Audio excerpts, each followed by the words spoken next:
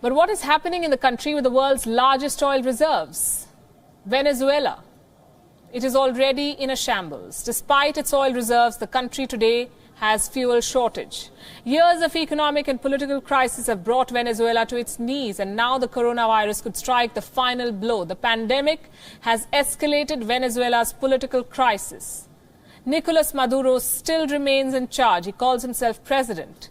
But challenger Juan Guaido has called for a broad coalition to take Maduro down. Will the coronavirus crisis end Maduro's grip on power, or will it make matters worse?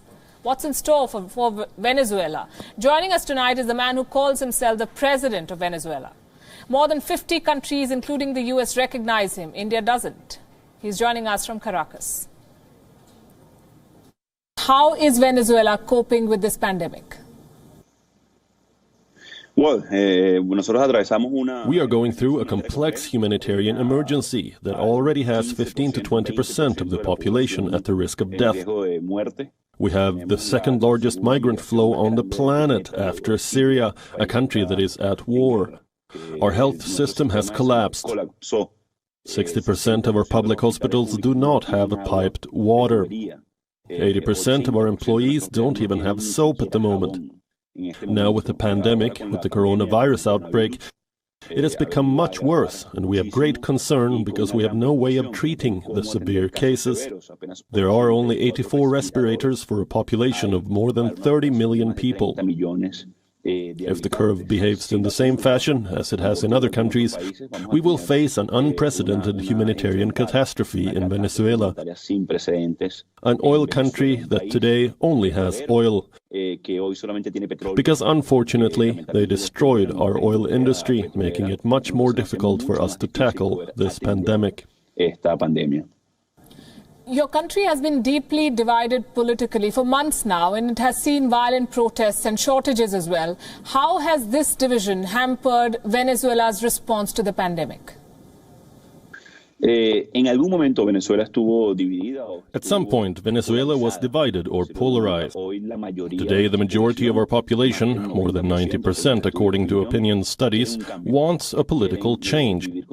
They want to live with dignity. They want their rights to be respected. They want to have water in their houses. They want a coherent and a right health system that meets their needs.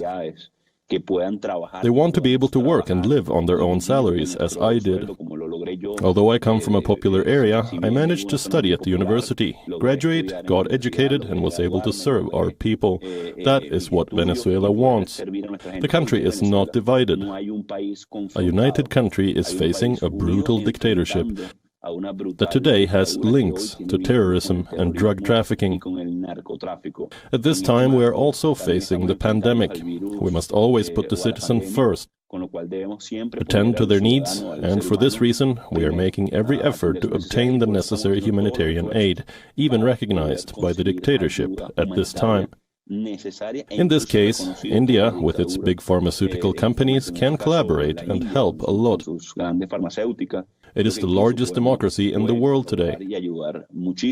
Prime Minister Narendra Modi has made important policy expansions on the economy front. Today, India has also an important refiner for Venezuelan oil. In the future, we must continue to strengthen these relations between our countries.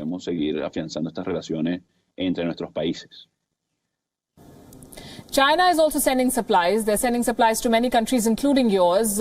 China may even give a financial relief package to Venezuela. Do you fear that this crisis will plunge Venezuela deeper in China's grip? Today, Venezuela has important commercial relations with China and also with India. Regrettably, our oil industry is now destroyed, limiting our capacities of being able to have healthy trade ties, not just in the region, but with the world. For us in the near future, once we have gone through the dictatorship and the pandemic, the challenge is to be able to have healthy commercial relations with China, with India, and with the world. Unfortunately, today, this is not possible because the dictators that usurped the executive power in Venezuela have preferred to link themselves with drug trafficking, terrorism, and destruction of the Amazon to try to exploit our gold. China in recent years has not given financial support to the dictatorship because they don't have the parliament's approval, which I preside as president in charge. It is recognized by 60 countries of the world and our struggle to recover our democracy. Oil prices have plunged. OPEC has struck a deal to cut production now, and that only spells more bad news for your government. What then are Venezuela's options right now? I believe that as a global society, today, we all have to take our responsibility. Not only a country or two, we must be jointly responsible for what is happening. Yes, we need some answers. I think that at this moment, as is the fight against climate change, as is the interdependence between nations, we have to be able to prevent something like this in the future. It is evident that we cannot face an emergency like this in the future with the vulnerability that we have today between countries. We must look for joint answers to problems that belong to everyone.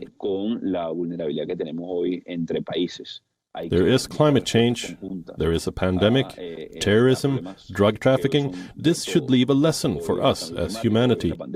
In the case of Venezuelans, in the case of Latin America, the current vulnerability of our health systems call for our attention. We should never go through a situation like this again. We must prepare for the future, and of course, what we want to bequeath to future generations. Lo que queremos legar a nuestras futuras generaciones.